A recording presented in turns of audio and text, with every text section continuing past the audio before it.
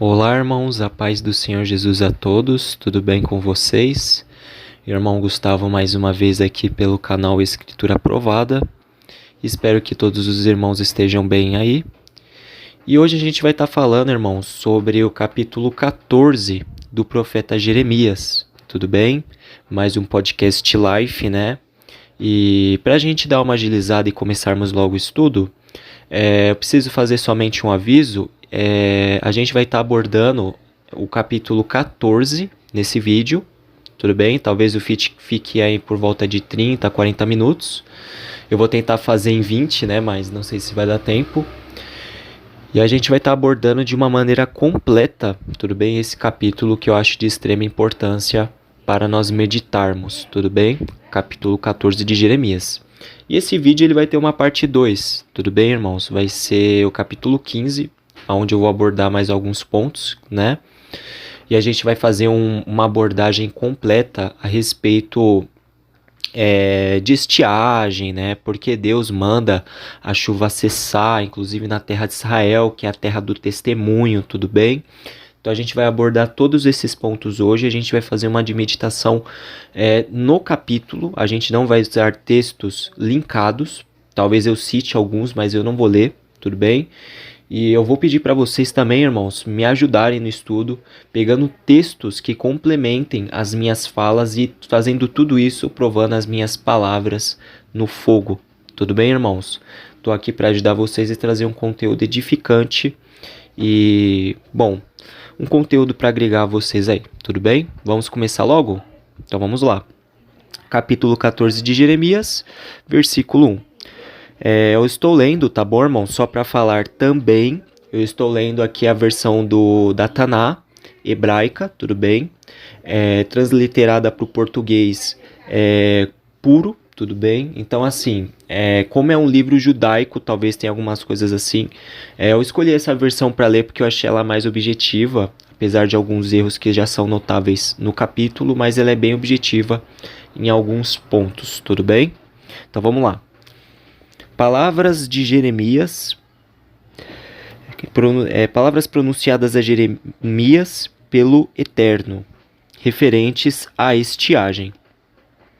Judá está enlutada, e suas cidades devastadas estão escurecidas como se a terra as cobrisse. E Jerusalém ergue-se num lamento. Gustavo, por que Jerusalém está nessa maneira, né? Porque Jerusalém está assim. Jerusalém não é a terra do Senhor, a terra onde mana leite e mel, uma terra que é abençoada que Deus deu? De fato, tá, irmãos? De fato. Porém, o que está acontecendo nesse contexto da época de Jeremias tá vendo uma grande... A gente vai perceber isso no próximo capítulo, porque Deus ele vai fazer essa alegação.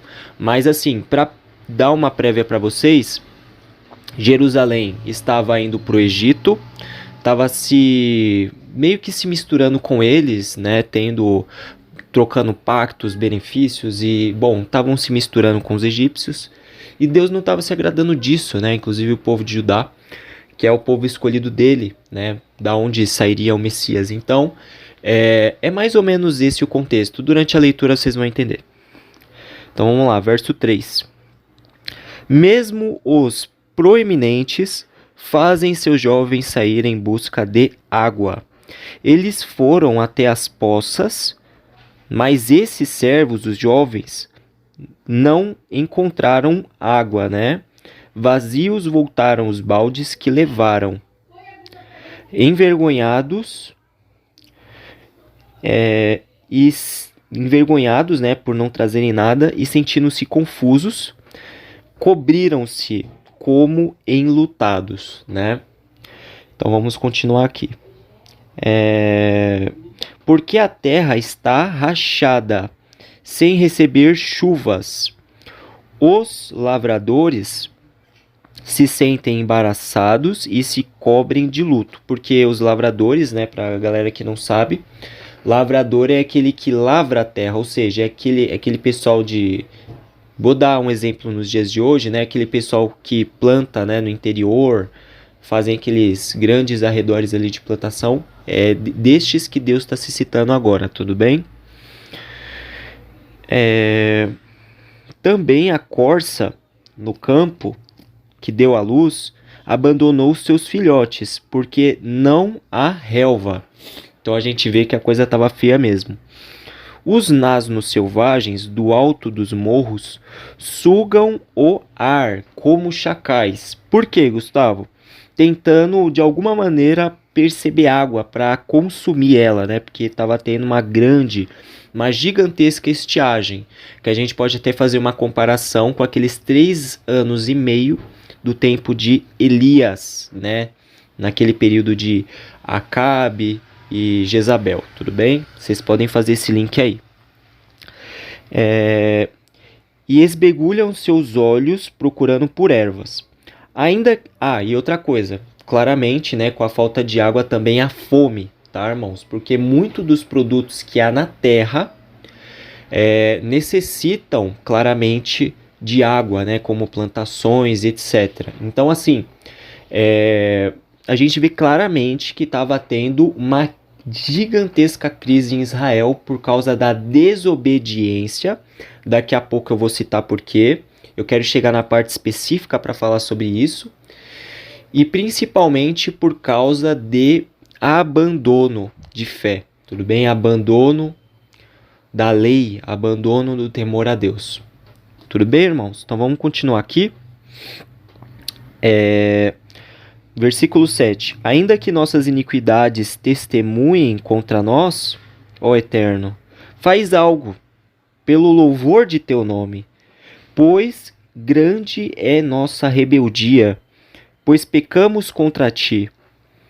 Versículo 8. Ó esperança de Israel, seu Salvador em tempos conturbados. Aqui é Jeremias falando. Por que agirás como um estranho a esta terra, como um viajante de passagem, apenas busca por um abrigo por uma noite? Né, que é Jeremias, ele está tentando, né, fazer alguma coisa para trazer perdão para a casa de Israel, né? Mas a gente vai ver a resposta de Deus, é uma resposta surpreendente. E versículo 9. Por que haveis de parecer como se foste um homem vencido, alguém que, mesmo poderoso, não tem a capacidade de salvar? Né? Então aqui ele está fazendo várias perguntas, né? Porque Deus, e o centro dessas perguntas é porque, supostamente, entre aspas, Deus não traz paz a Israel, e sim desgraça. A resposta ela vai vir, tá, irmãos? Aí continuando, pois tu estás entre nós, e somos chamados por teu nome. Não nos abandones, tá vendo? É tudo em volta disso que eu acabei de falar. Mas agora vem a resposta de Deus, tá? E prestem muita atenção nessas falas. Mas assim disse o Eterno a Israel: tanto amaram peregrinar, buscando aliados entre os povos pagãos, Egito e região ali, que não pouparam seus pés. Olha só o que Deus falou aqui. Então, de tanto eles buscarem, eles encontraram e, se misturaram com eles. Agora, Deus os rejeitou. Por quê? Em vez de procurarem o santo, o Deus de Israel, aquele que faz brotar chuva, aquele que faz brotar o mar e tudo que existe, eles foram procurar a ajuda de homens com falta de fé de seus próprios corações. E continuando, né? E deixou que peregrinem em busca de água. E diz assim: relembra a sua iniquidade, e sobre eles fará pesar a consciência de seus pecados. Então aqui Deus está querendo dar um castigo mesmo, né? Versículo 11. E o Eterno me disse: não ores para beneficiar este povo. Se jejuarem, mesmo assim não atenderei suas preces. Se oferecerem oferendas de elevação, oblação, né, que oblação é aquele sacrifício com sangue. Continuando aqui, só um minuto, irmãos. Aqui, não as aceitarei, pois decidi destruí-los pela espada, pela fome e pela pestilência. Amém? Então a gente vê claramente aqui, irmãos.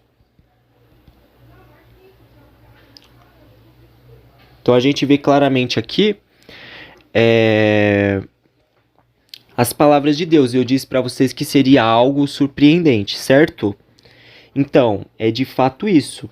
Deus ele disse: não tem jeito, Jeremias, eu vou mandar castigo para esse povo porque é um povo. Agora começa aqueles tópicos de castigo que eu falei. É um povo idólatra que ama qualquer Deus além de mim e me esquece. Segundo, é um povo que não tem um pingo de temor a mim, porque eu sou vosso Deus e vocês simplesmente não fazem nada para me agradar de verdade e coração. E terceiro, vocês são um povo que não confiam em mim. Não me agradam, não confiam em mim e me rejeitam. Por isso, envio sobre vós castigo e pestilência. Então, aí Deus ele diz assim para Jeremias não orar por aquele povo e não fazerem nada, porque simplesmente Deus não iria atender nenhuma das suas preces. Então diz assim o versículo 13: Eu lhes respondi, ó eterno Deus, os falsos profetas lhe dizem, não vereis espada alguma, nem serei acossado pela fome, pois eu vos darei uma paz verdadeira. Então perceba, Jeremias sabe que é um falso profeta, porém como o cara provavelmente ele tem uma grande posição ali em Jerusalém, ele fala e o povo dá crédito, né? Até por falta de conhecimento, né, que o povo tinha na época, né, eu acredito. Aí, né, os falsos profetas lá, enrolando todo o povo, diz assim Jeremias no verso 14: E o Eterno me disse, eles anunciam mentiras em meu nome, não os enviei, não lhe dei ordem nenhuma, profetizam vós falsas visões, adivinhações, coisas mentirosas e ilusões de seus corações. Verso 15. Por isto assim disse o Eterno a respeito dos falsos profetas que profetizaram mentiras. Estes mesmos profetas perecerão pela espada e pela fome. E o povo que ouve esses profetas cairá à espada e de fome também pelas ruas de Jerusalém. E não haverá quem os enterre. Por quê? Porque todos irão perecer, né? Mas a gente vê que Deus ele ainda teve misericórdia, que alguns, né, sobreviveram. A gente vai explicar sobre isso depois. Tanto aos homens quanto às esposas, filhos e filhas.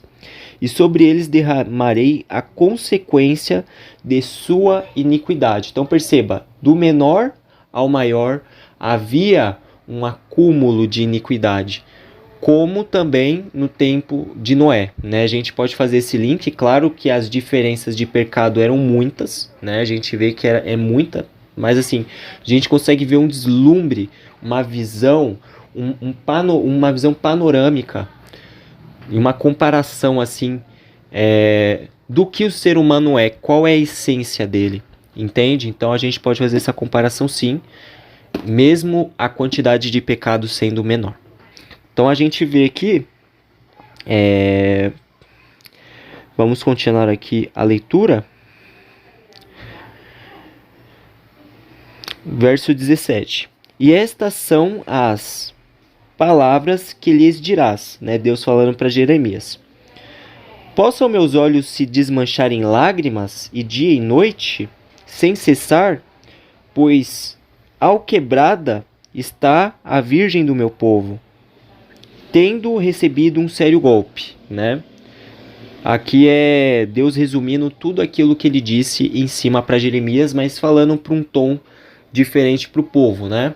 Deus falando mais ou menos assim: ó povo de Israel, olhe você, tá quebrada, tá destruída, os inimigos fazem o que quiserem de você, você não tem temor a mim, eu sou o seu Deus, não eles, né? Você tomou um sério golpe de mim e agora você tá derribada. Por quê? Porque eu sou o seu Deus e vocês são meu povo, não eles, o vosso Deus. Então, Deus está querendo fazer uma alusão a isso nesse capítulo, que eles receberam um sério golpe. Verso 18. Se eu sair ao campo, encontrarei os mortos pela espada, e se nas cidades entrar, verei aqueles atacados pela fome. Ou seja, Deus ele aqui já está falando um contexto futuro, tá? Isso de fato aconteceu, foi antes do cativeiro e está registrado aqui no livro de Jeremias, tá? Essa estiagem aí que matou muita gente. E Deus ele só está falando verdade ali. O espírito passando ali pelas ruas é uma coisa feia, é uma peste negra, se eu posso dizer assim. Vários mortos na rua, se eu posso falar dessa maneira. Então, é nesse sentido que eu digo isso, tá, irmãos? Então, vamos continuar aqui. Pois tanto os falsos profetas quanto os sacerdotes que espalharam mentiras entre o meu povo, eles desconheciam a palavra do Eterno, por isso receberam esta sentença. Porventura tu registraste realmente ajudar, Senhor? Aqui Jeremias falando, já mudou para Jeremias. Acaso tua alma desprezou a Tizion? Essa cidade aqui é bem importante, tá bom? Depois eu vou fazer um vídeo falando sobre ela, tá? Porque nos atingiste de forma a não termos cura. Deus falou para Jeremias, e Jeremias, né? Não, vamos insistir para ver se Deus ele faz alguma coisa, né? E Deus falou, não, Jeremias, não intercede por esse povo, mas Jeremias estava se esforçando. Aí ele estava aqui de novo, né? Tentando mudar a situação, né? Aí continuando, ansiamos por paz, mas ela não é alcançada. Perceba que o povo clama por paz. Por quê? Tá tendo destruição. Não uma destruição assim, a terra tá acabando e tal, mas é uma destruição cíclica. É uma destruição que ela vem por causa da falta de um elemento. E o elemento mais importante da vida, a água, né? Sem água não tem comida, sem água não tem saúde, sem água não tem bebida. Então, muitas coisas, né? A água ela é extremamente fundamental para a vida humana. A gente vê isso claramente, irmãos. E continuando aqui, e por salvação, eles querem salvação também. Mas há apenas terror. E essa salvação que eles querem não é a salvação de Cristo, não. Eles querem a salvação do momento eminente que eles vivem, né? Então é essa súplica de Jeremias, a segunda que ele faz, né? E diz assim, né, o verso 20. Ó Eterno, conhecemos nossas fraquezas e a iniquidade de nossos pais. Aqui ele cita o tempo de Moisés, cita também ali o tempo de Samuel, né, quando estavam querendo pedir um rei, né? Ele relembra tudo aquilo. Pois temos pecado contra ti. Pela honra, Pai, de teu nome, não nos condenes, nem cubra-nos de desgraça ao trono de sua glória. Lembra-te e não canceles teu pacto conosco, né? Esse pacto é o pacto de Abraão, né, que Deus fez com Abraão. Em vós sereis bendita todas as nações da terra. Em Isaac será chamada a minha herança. Em Israel também, diz, né, em Israel será dada a minha herança. Isaac é colocado em outros contextos como o próprio filho, né? Depois eu vou explicar isso, né, num outro vídeo, num outro podcast que eu tiver com os textos aqui, mas esse contexto é lindo também, é um contexto profundo e organizado. E ele estava falando desse pacto, Jeremias, não canceles a sua aliança conosco. Versículo 22. Haverá entre todos os povos quem faça chover? Claro que não. Ou os céus, sem a tua ordem, poderiam produzir gotas de chuva? Claro que não. Não és tu que podes fazer tudo isto, ó Deus, nosso Eterno? Pois somente em ti depositamos a nossa esperança. Lembrando, aqui termina, né, o capítulo 14 para ir para o capítulo 15. E é um ponto bem importante que eu queria destacar aqui, né? Antes da gente passar para o capítulo 15, é que Jeremias ele está querendo interceder pelo povo, mesmo o povo não merecendo. E Jeremias tinha ciência disso.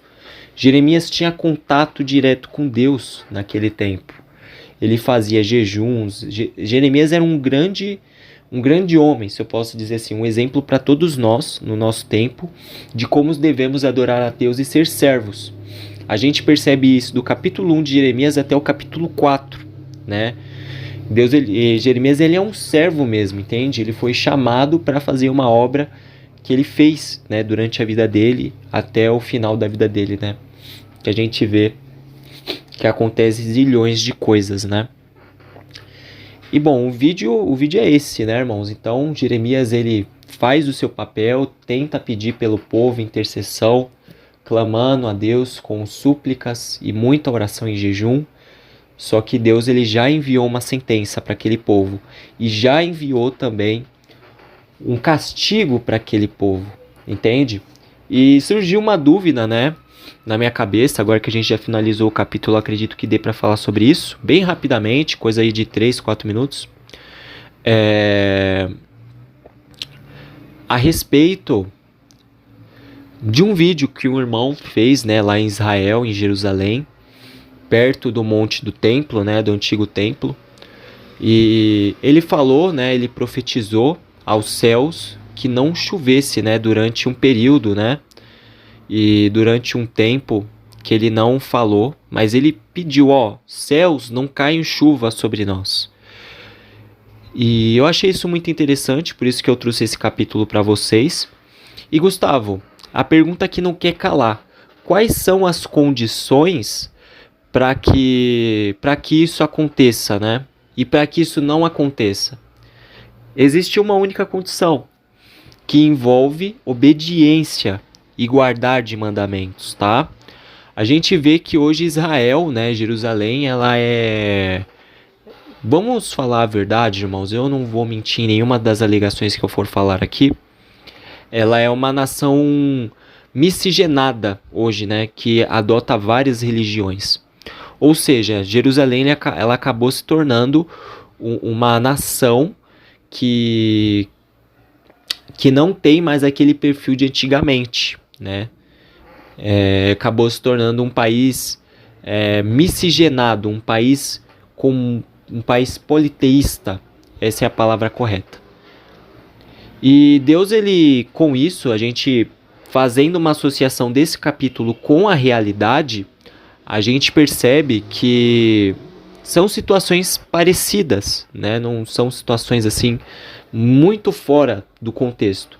Então sim, Deus ele poderia mandar uma seca por causa dessa desobediência do povo de Israel, dos judeus, né, que se dizem judeus também, dos dois povos, né, os judeus de fato e os que se dizem judeus, mandar, né, uma seca porque eles não obedecem e não olham as escrituras de maneira correta, não tem ali um arrependimento, não olham para Jesus, sabe?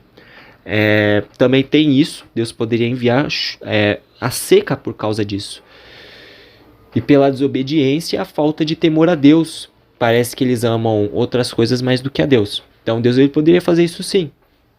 Cabe a nós esperarmos o tempo, né, ver o que vai acontecer. Eu vou ver se eu deixo o link do vídeo do irmão Marco Paulo Góes, né, que ele fez essa profecia, né, na descrição, tá? E, bom, vou deixar um outro vídeo também do irmão Rafael, né, do canal do irmão Rafael Bittencourt, né, que ele analisa, vê os pontos e os contras a respeito disso. Vejam os dois vídeos, tá? E juntem com o meu vídeo também. E vocês assim vão ter um panorama completo se de fato vai acontecer ou não essa seca. E o segredo, irmãos, para a gente descobrir o que de fato vai acontecer é aguardarmos e orarmos a Deus e estarmos vigilantes em Israel, né? Observarmos todos os detalhes e vermos se de fato vai acontecer ou não, né? Mas eu achei muito bacana. Vou deixar os dois vídeos aqui, assistam os dois.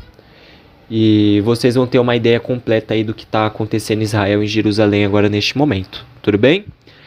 A parte 2 provavelmente vai sair amanhã, tá bom, irmãos? Então, não tirem o sino do canal, acompanhem todos os vídeos. E é isso, irmãos. Pra gente finalizar logo aqui, desejo para vocês uma ótima tarde e assistam a parte 2 que vai estar na descrição também quando sair, tudo bem? Fiquem na paz.